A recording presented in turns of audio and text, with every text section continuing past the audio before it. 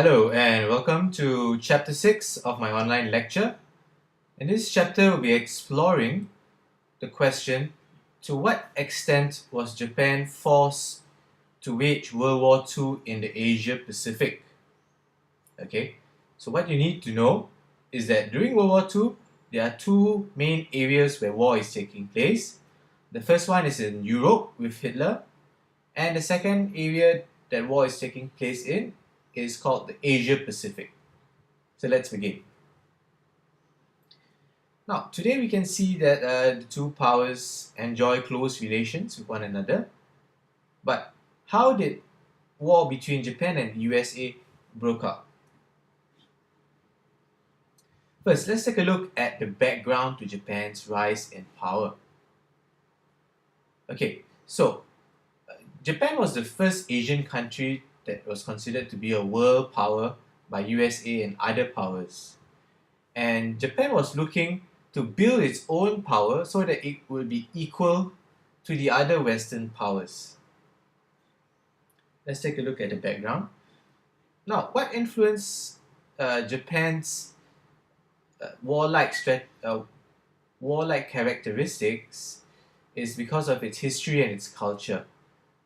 Now, during the Meiji Restoration of 1868, it actually before the Meiji Restoration, Japan was ruled by what we call the Tokugawa shogunate. Okay, now this is where your samurais and all this other your knowledge of Japanese history comes into place. Now, the Tokugawa shogunate was an old way of ruling Japan, where it was ruled by samurai warriors and generals. This was taken away when the Meiji Emperor returned to power, and he was looking to make Japan strong again through modernization and industrialization. Okay, Japan's military and economy was also strengthened. Now, what was Japanese historical history like? Now, this is something you would have already known. The people of Japan are open to strong military leaders influencing its political events. Okay, the Japanese highly value honor, and backing down or surrendering was considered to be very dishonorable. Okay, so this is where your knowledge of why the Japanese samurais commit suicide and through slicing the stomach open. Okay, so whenever they were at a loss or they were losing, rather than be dishonored, they would rather kill themselves. Now, this mindset would influence how Japan reacted to war. So right here we see a very old drawing of what samurai warriors looked like when they were training. Okay, so here you see them training using kendo sticks.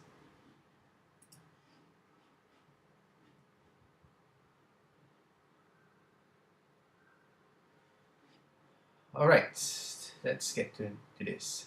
So, why did Japan decide to go to war? What were its main motivations? Now, Japan was a country that wanted to be considered as an equal amongst the Western powers, and they felt that this was very, very important. It started off with their conflict with Russia. So before we take a look at details, let's take a look at a map so you have an understanding of what's going on. So Japan is located in this very long, elongated island over here, bunch of islands, and Russia is very close by. Okay, so is China and Korea. Okay, the locations of these places would actually play an important role on influencing Japan's decisions. So let's take a look at Russia. Now, Russia, which was Japan's closest neighbor, wanted to establish a permanent military and naval base in Manchuria. Okay, Manchuria is here. So, obviously, being very close to Japan, Japan felt threatened by this. and it was seen as a security threat to Japan and its interest and influence in Korea. Okay, Japan at this point of time was very interested in Korea, which is in between China and Japan. Now, Japan initially wanted to reach a diplomatic agreement. That means they wanted to negotiate with Russia so that they didn't have to go to war. Okay, what they were planning was to accept Russian uh, influence in Manchuria if Russia accepted Japanese influence in Korea. However, Russia was not interested in negotiating with Japan because it didn't feel that Japan was an equal power. They were racist in a way, Western powers, because they considered Asian countries like Japan to be less powerful and inferior. Okay, so because of this, the Japanese government decided to declare war on Russia. You can see down here, it's a postcard, Japanese postcard showing them going to war with the Russians. The first war took place in 1904, whereby the Japanese finally defeated the Russians in 1905. As a result of that, the Treaty of Portsmouth was signed, where Japan gained the control of Liaotong Peninsula, the South Manchurian Railway, and the southern half of the Sakhalin Islands. Okay, so I've indicated these areas on the map. So as you can see, the arrows represent the areas which Japan won. Which, if you take a look, it's quite a lot of places. Very impressive.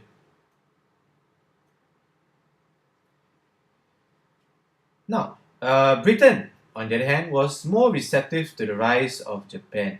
Okay, it signed an alliance with Japan called the Anglo-Japanese Alliance, whereby Britain recognized Japan's right to defend Korea, and Japan recognized Britain's right to defend India.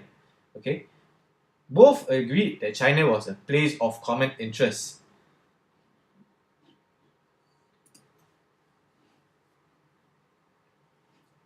Now, conflicts with China. Now, the first Sino-Japanese War, uh, the Japanese engaged in the first ever war with China called the Sino-Japanese War. So in 1894, Japan fought a successful war against China over the control of the Korean peninsula.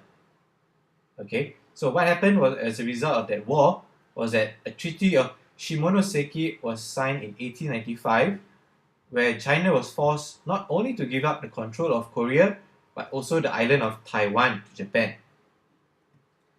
So as you can see here, another wonderful piece of artwork showing the war. Now, Japan decided to administer Taiwan as its first overseas colony. Now, a colony basically refers to an area which originally does not belong to your country, which you are now controlling as a result of war. Now, in Taiwan, Japan embarked on a colonization process where they created economic projects that primarily benefited Japan. So basically, Japan made use of Taiwan to increase its economy. So, for example, Taiwan's materials such as sugar was taken away and processed and sold in Japan. Okay, in Korea, the Japanese government tried a different approach. Okay, in 1910, Japan annexed Korea. Now, what's the difference between colonize and annex? Now, annex is usually means to take control of a country by using force. Okay, to colonize, you don't necessarily need to use force. So, Japanese policies in Korea included education in Japanese, forced labor, and military service for Koreans, settlement of Japanese migrants, and confiscation of land for Japanese farmers. So, what Japan did was they took Japanese farmers and migrants and they placed them in Korea. So, they're basically taking over their lands.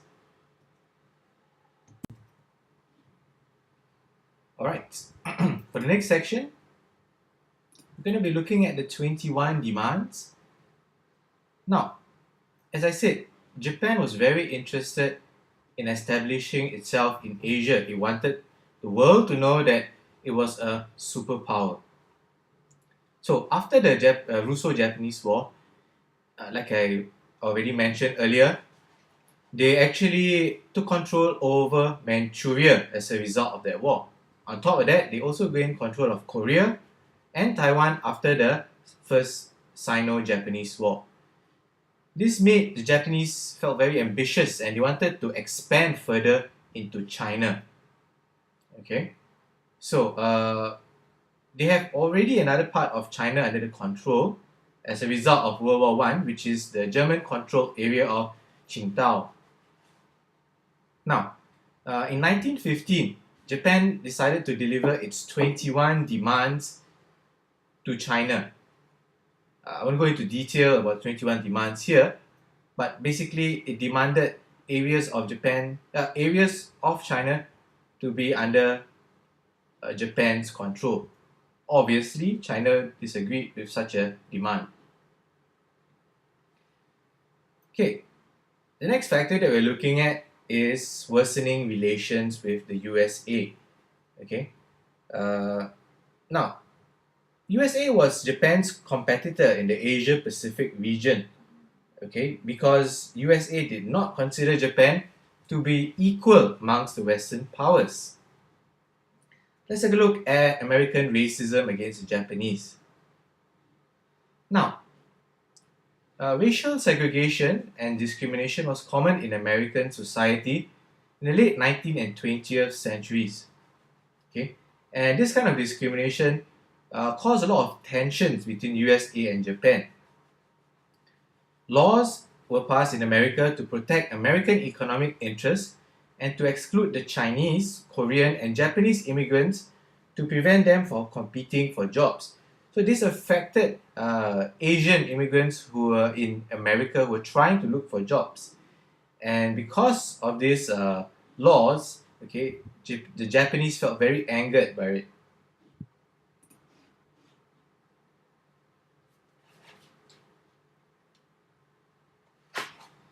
In 1882, USA passed another law, which is the Chinese Exclusion Act to suspend Chinese immigration. This was followed by the establishment of the Japanese and Korean Exclusion League.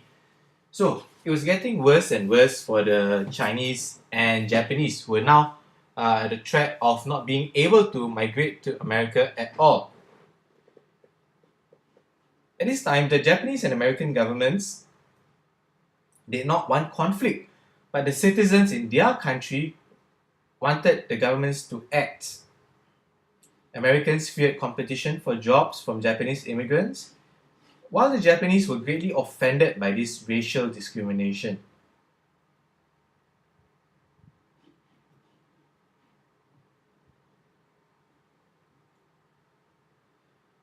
Okay, in chapter 1, you learned that Woodrow Wilson had proposed 14 points and the League of Nations.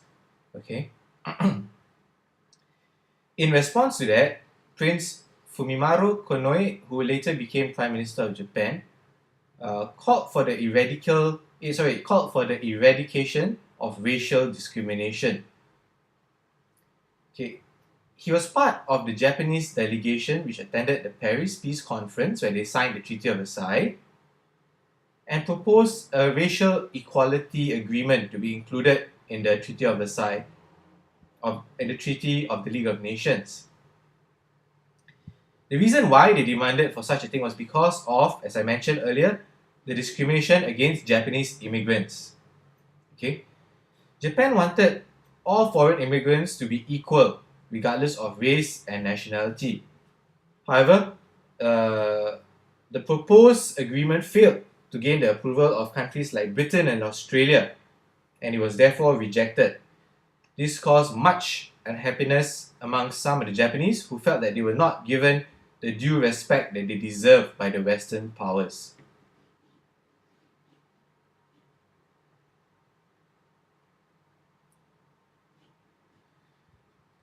The next example of of why Japan felt very angered was because of the Washington Naval Conference. Okay, if you recall, the world tried to reduce the number of arms in the world so that there would be a less likelihood of them going to war. At this conference, it was agreed that countries would reduce their naval forces. So the people that were involved were USA, Britain, Japan, Italy, and France. Now, the ratio of the naval strength was decided to be 5:5:3, 1.67, and 1.67. Now, we'll only be looking at this 5:5:3 because to Japan, it was obvious discrimination. Why could USA and Britain, Western powers, be allowed to have 5, while Japan, who was as strong as them, were only allowed 3? Okay? Japan had to reduce their naval strength more than the USA and Britain and felt that the agreement was unfair and biased against them. Okay, this brings us to the end of part 1. I'll recap what we have covered so far. So we've covered the Meiji Restoration as a background to Japan, as well as Japan's historical and cultural legacies with its samurai, long history of samurai and war. We take a look at Japan's ambition to establish itself in Europe, how it had conflict with Russia and an alliance with Britain. Okay, I reiterate, they want to be recognized as an equal power and therefore had to prove itself to these other countries. It also has conflicts with China with the 21 demands, as well as worsening relations with USA because of Americans' racism against the Japanese, because of their racial equality agreement was rejected at the Paris Peace Conference, and last but not least, the Washington Naval Conference, where they had to reduce their navy lesser than that of the Western powers.